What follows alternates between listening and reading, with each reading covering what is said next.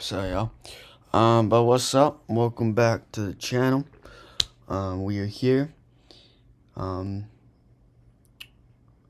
I just want to play you guys a very brief introduction of what Tim Harris. I don't remember what Chris Williamson said.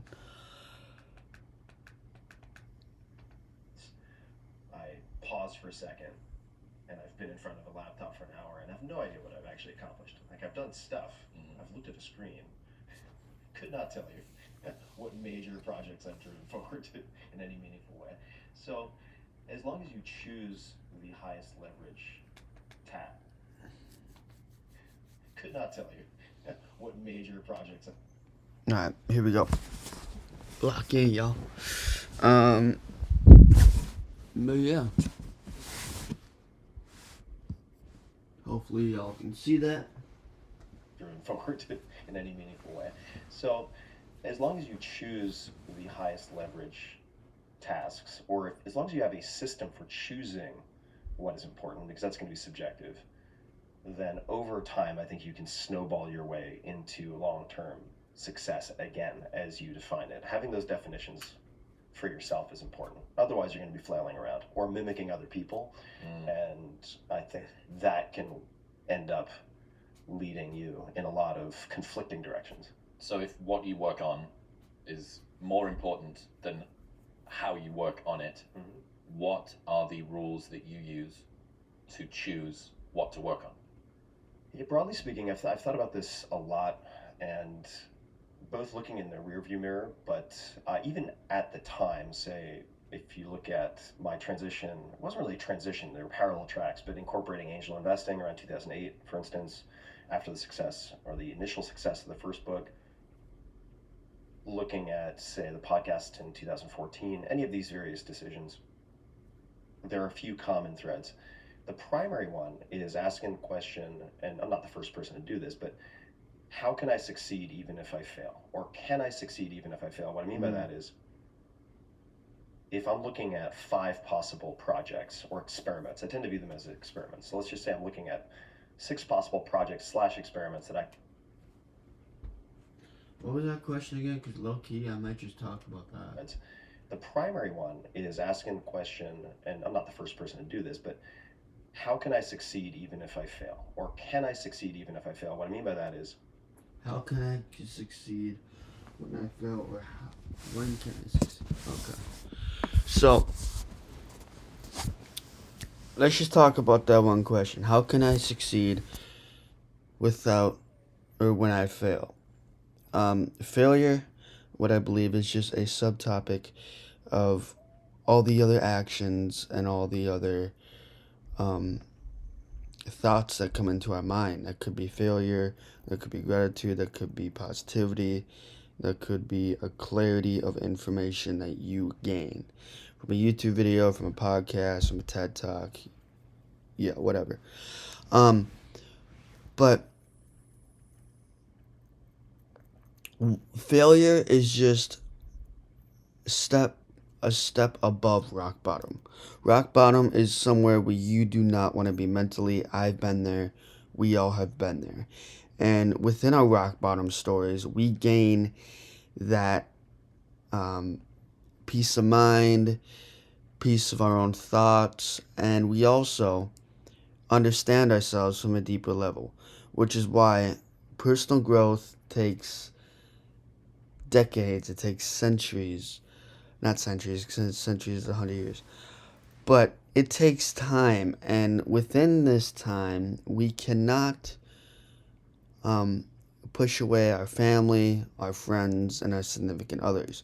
And if we do that, we will feel like a piece of us will be breaking apart and drifting away from us. Like, for me, y'all, for me, I've been on this journey. I've been single for about 3 years. I have fumbled 2 or 3 baddies within that time frame. 2 or 3. I kid you not. I fumbled a gym rat. She was big time wrestler. I also fumbled a very, oh, you know what? I show my friends all this. I'm gonna show y'all all this. But let me actually, low key, I still have her in Snap.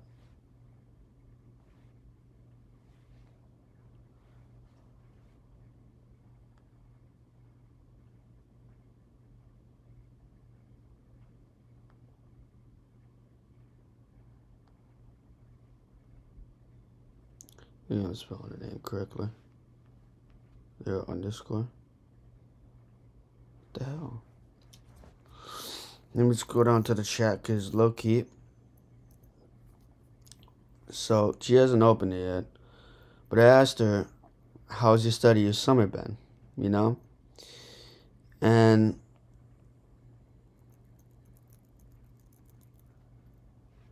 like she's up there. She's up there. But bro, she has the body. She had the personality. The characteristics, the charisma that I was looking for in a fucking girl. Like, bro. Like, even she has the ass. Like, I don't understand how I fumbled this such of a baddie. Like, bro. Oh, like. Ah. Just like, bro, just reliving this shit. Plus, she recently got into snowboarding last year, or 2 years ago, when we were actually talking. But yeah, yo, I don't know how I fumbled that. I don't know what I did. I don't know what I said. But hey, maybe this summer, maybe next, see where she's going to college, and maybe next winter, hang out and shit. I don't know. See where the ball takes me. Like it's life. Like we make these connections, and we don't fully understand what these true connections are. If they're a relationship, they're friendships. I've been it. I've seen it, and yeah, I mean, building connection is easy. It's just maintaining that connection and that flirtatious behavior is difficult with some people, like even for me. I've struggled with it. Me being the confident guy, me being the real guy that I actually am, it is very difficult for me to actually be my true self within the zone of failure. So, within the zone of failure, it can be hard as a man in their teenage, early 20s, if you're like you and me. If you're like me. I don't know why I said you. But we look at success being the high stakes, the sirloin strip, and then we look at failure as being like the chicken, the fat of the meat. Um, but within that fat of the meat, it takes time and aging, just like bourbon, just like liquor, just like fine wine. It takes time with aging the wine, aging the bourbon. And within that, our mind doesn't fully understand why are we on this journey? Why are we in the deepest depths of our own hell, within our own mental state? Because failure is an aspect of rock bottom, but within that, we can learn so much more about ourselves. It's so much more about our bad habits. Like for me, it's weed and procrastination. Those are two of my biggest habits is procrastination and weed. And I just started with, where is it? Fuck. It's all the way in the middle of the bed. I'm too lazy to grab it, yo. But those are my two main aspects of what I struggle with. So, we all go through daily struggles. Oh, and also family matters too. Yeah. But we all go through certain struggles within our daily lives, and we have to be willing to zoom out, see what we can't really see within our daily lives. That could be getting advice from a friend, giving advice from a therapist, giving advice from a coworker. Because within this newfound knowledge within ourselves is we learn more aspects of our personality, our relationship status, our love language, and we can also get uh um we can also gain advice from our relationships too. That could be whatever.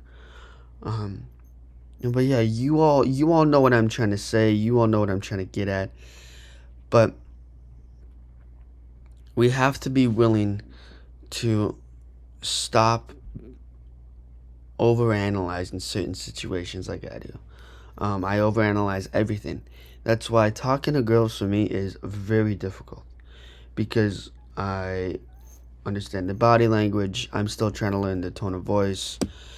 Like, I've only had maybe 2 or 3 interactions, y'all. 2 or 3 interactions with females. First interaction, she was 16, yada yada yada. Second interaction, she said she had a boyfriend, but I'm like, I'm just gonna keep this conversation going so I can build that relationship with them myself, so I can build that um, self confidence that I can actually talk to girls that have boyfriends, and not just. I mean, you can leave, or you can just still get to know them as friends, which maybe they got other shit to do, and maybe they just don't got the time to talk to you. Which people also another key factor of first conversations and first impressions is that some people don't have the time to talk. Some people are either rushing to class, rushing to their job because they're on lunch break or whatnot. Like some people, or maybe they're busy at work. Um, all of these examples relate to certain aspects that can lead to that conversation ending sooner than what you want it to be. Okay? And within that, we have to be willing to where we want to lead this conversation to because you can go with the flow. Key aspects of starting conversations: ask their name, go with the flow, um, read their body language. Girls are not afraid of their body language. So, us as guys, we're good at body language, but for girls, you can, if you understand their body language, you will be so good at building connection. That could be tone of voice, having their arms crossed, making them feel uncomfortable. Um, all the little things. If you're talking to a girl, watch the little things. If you're just talking with a new group of guys, get to know them. You know how to talk to guys. If you're 18, 19, mid 20s, you know how to build those connections. You just have to be willing to put in that effort and take time because college is a beautiful way to build connections. That's what I believe. And within that, after college can be a little bit more difficult. But hey, set plans. Ask them if they want to go grab a drink at the bar. Ask them if they want to go to the beach. Ask them if they want to just go for a drive and listen to music. Get to know each other. Ask them if they want to go bowling. Find things that you both enjoy for the first 5 interactions, first 3 to 5 interactions. Use those examples that I've given you and go from there. And see where those interactions will build. It could be a shitty relationship. Who cares? And fucking leave. Tell them why. You gotta be honest. If it's a guy, you gotta be honest. If it's a girl, you gotta be honest. We're both the same gender. We both want to be known the truth, and we do not want to be lied to.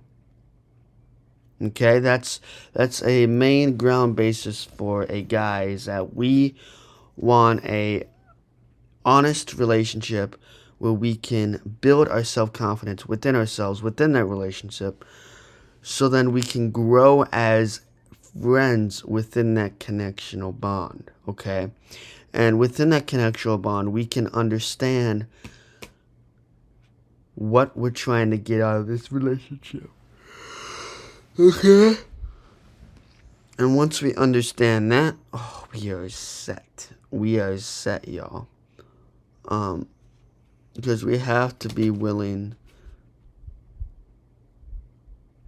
to be able to understand that first impressions are key. Talking to girls, meeting new guy friends, whoever, they are key to your success. So that's why you gotta smell good, look good, and of course, feel good about yourself, because it's all about that feeling of walking into that. Because what I think about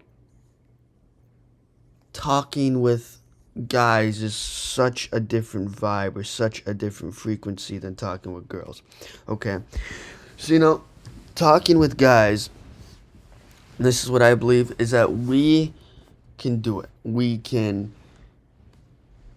just ask them what their name. We can go with the flow. We can ask them those basic stereotypical questions.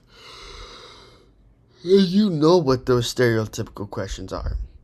But for women, for me being an overthinker, I overthink. We overthink the little things. We overestimate their response. Okay? So, within my first 3 interactions, I feel like I understand them for more information. But I overestimate how they're going to respond in either what response, what tone of voice, or even with their body language and how they portray it. Okay? So, we have the strength to do it. We just have to fight the mentality to do it. It's not about the right things to say. It's about us being in that right mindset, being in that right mentality, okay? Because once we are in that right mentality, we are able to make those connections to where we see fit. And once we make those connections and build that relationship up through texting, hanging out, we understand that building connections are a lot more easier than maintaining them. Okay? So, maintaining connections can be very difficult for some people like me. But that's mainly with females. Okay? That's mainly with females, because my standards are so high, y'all. And I know I'm good looking. I know I can get any girl I want to, because I have that charisma. I have that little bit of charisma. I have that personality. My personality's top tier. I have the looks. My body fat is kind of lean. I'm kind of fit. I don't really work out, y'all. All I use is free weights, and I recently just got a push-up board, so I can, cause if I'm gonna fully commit to this motorcycle, cause I'm taking the test next Monday, no matter what. Okay, if I fail it, I fail it. I take it again 2 days later, a week later, whatever. Okay, I've only taken it once, so I'm pretty sure I got a lot more tries. But y'all, I've been studying. I feel ready for that. But so when I was taking the MSF course, y'all, when I was taking the MSF course, when I got up to the second gear, it felt like I was gliding through the air. Gliding through the air, physically and metaphorically, okay? Because riding a motorcycle, that was my first time, okay? Learning how to ride the machine. And I've been on the back of motorcycles about 3 times. My cousins, and then some random persons, and then some other random person. Okay? And I've gone fast. You know me, I'm an adrenaline junkie. I drive fast in my car. Yeah.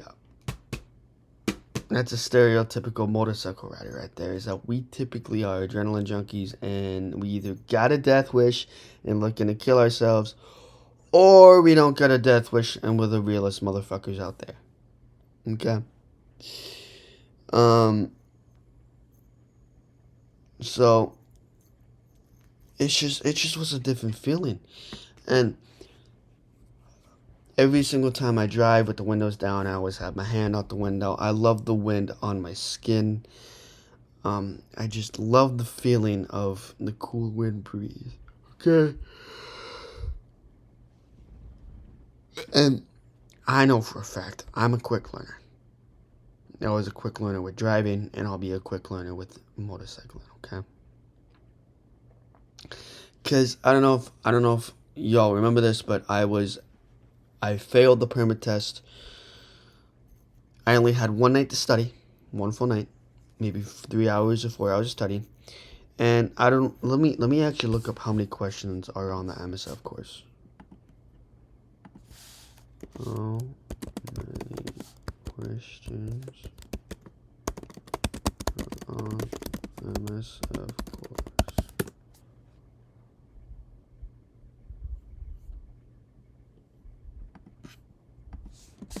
For Minnesota. Yeah, over 18 questions. Or, not the MSF course. That's the road test, my bad, y'all. Permit. Why I say course test? 40 multiple choice questions, y'all. Okay? It could be 50, could be 55, could be 60. Who knows when I see it next, okay? So, we're just gonna base it out of 40, okay? I was on, like, question 10. I was, like, stressing. I'm like, okay, it's pretty easy, pretty chill. But, y'all, it's easy as fuck. Easy as fuck. Anybody can do it. And plus, motorcycles are good on fuel economy, insurance, commuting. Just depends upon what bike. If it's a hyper naked, if it's a cruiser, if it's a crotch rocket. See, now I've done my research on ZXXRs, and they're one of the most comfortable bikes to ride as a 600. I haven't done my research on CBR 600s, but I'm just not looking for that much torque. Okay, that might be the second bike, cause stunt bike, you know. I know that ZXXRs are also stunt bikes. But whatever bike you ride, you want to find your comfortability. And whatever bike you feel comfortable on, get that bike, okay? Because then you'll learn the controls, you'll learn the basics, and bam, there you go. There's your first beginner bike. Don't allow... See, if you want to get a 600, this is my personal opinion, if you want to get a 600. So, now, if you want to get a 600, you have to be willing to understand the machine. Understand that the little, like you see this tiny movement that I'm moving? You see this tiny movement. If you get a 400, it's going to be more, or a little bit more. If it's going to be a 300, it's going to be a little bit more. If it's going to be a 250, it's going to be a little bit more. If it's going to be 1,000, it's going to be a little bit less, okay? It's all about understanding the machine. 600, okay? 600 cc's, which is a lot for as a beginner rider. But you need to understand that it's a machine. You have to understand that whatever frisk of the throttle will be the most damaging, okay? What I mean by that is because the little things matter. Same thing with life. The little things matter. Same thing with riding a motorcycle. The little little thrusts of throttle matters. Okay? But you have to understand that when you ride a 600, okay? I've never ridden one. I've ridden on the back of one. Both of them are 600s. I'm pretty sure. But you have to understand the machine. Which is why for 2 weeks to a week to a week and a half to whenever I feel comfortable. I'm not giving myself a timestamp, okay? Whenever you feel comfortable or whenever I feel comfortable on the bike, I'm going to move off. And one thing I love about the place I live in Minnesota, my parents' house, is that we are by country roads. We are by country roads with little turns, big turns. Like, I know the ins and outs of the roads. Like, I know what roads I can speed on. I know what roads I can't, aka the highway in my main city and the cities around it. But who cares, y'all? See, now, you may get the gist of why do motorcycles get pulled over for many reasons. Because they want to, it's either you don't got, because they're not crew breaking a lot. It is a supercar with a lighter weight. Okay. So, yeah, that's all I got for the motorcycle aspect. But, yeah, I really hoped you guys gain information about whatever topic I was talking about before this, because I am a wee bit high. I'm not as high as where I can't fully mentally function. But I hope you guys learned about why I believe getting a 600 as a beginner, you just need to learn to respect the machine and know that it's all about the throttle control, braking, and braking distance, and countersteering. Okay?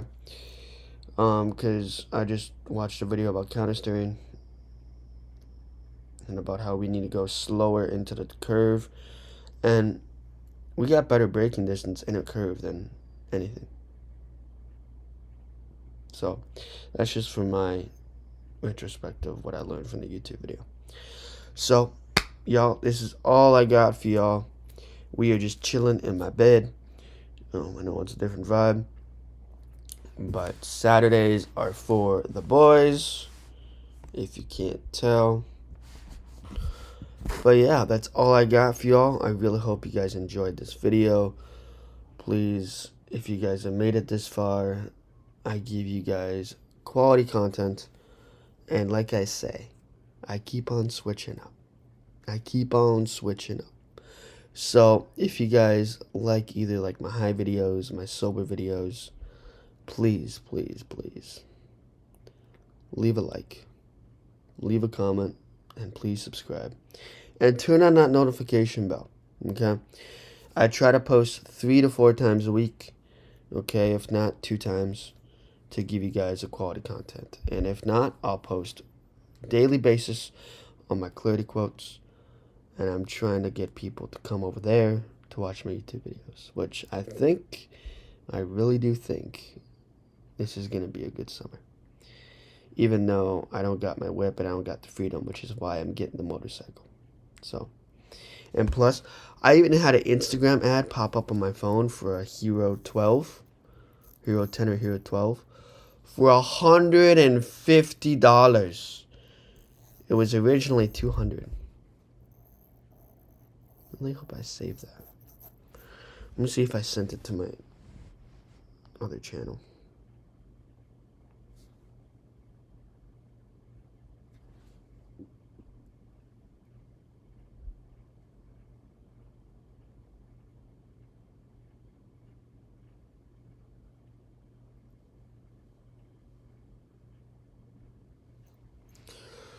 I mean, shit. Hold up, yo. Hold up. I'm low-key down for that. Kayaking, it's only like $10 to $20 an hour. if that. Plus, we can also go go-karting, and it's cheaper on Wednesdays.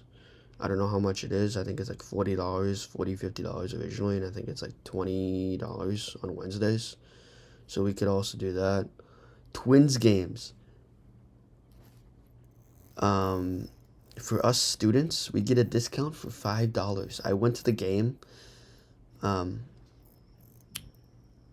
don't know when I went to the game. Father's Day. So whenever Father's Day was, they said $5 Twins tickets for students. Or we could go to a St. Paul Saints game, bro. St. Paul Saints are cheaper and shit. But bro, I'm just giving y'all ideas, and I'm totally down for that. Plus, I'm totally down to go kayaking in the rain. Plus smoking. Let me just bring my czar, bring my ball, and we will be chilling on the kayak, y'all. Like smoking in the middle of the lake, either when it's raining or when it's hot. Boys, don't tell me that doesn't sound like a vibe. Bring your ladies, whoever. Just hopefully that they have enough kayaks. But I don't know how many kayaks we'd be able to rent. That's the only problem. So, yeah. If not, we could like look online, see like who has like a lot of kayaks that we could rent and whatnot. Cause I remember when I looked around for a jet ski, I saw that a lot of people were renting out a fuck ton of kayaks, and we could rent them out from random ass people, and just rent out a trailer or rent out a U-Haul and shit, and then go to like Lake Minnetonka, go to the boat launch, and then just bam, there we go. There's another idea for the kayaks, bro. Like I said, I got y'all.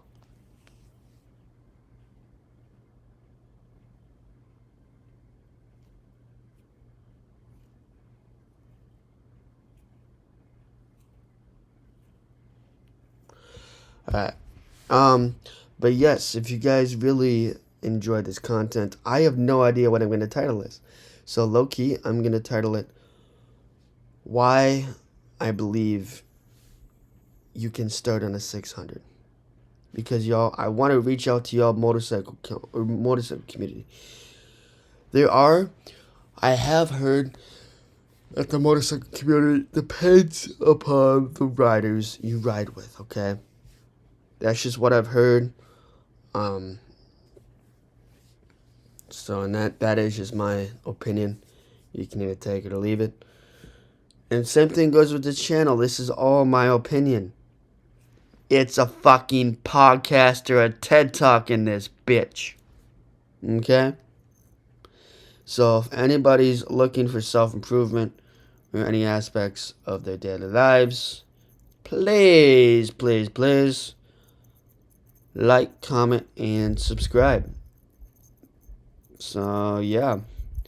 I got a new microphone, which is a 3-in-1, so I'll be streaming on Twitch. So I'll put my Twitch in the comment section below. I stream it off my phone because I tried to figure it out on my laptop. Twitch is just annoying. I even tried to switch up the name to Clarity of Gaming, but it won't let me switch up my name, which is stupid. So I think it's like Dex 32 60 something, like 68.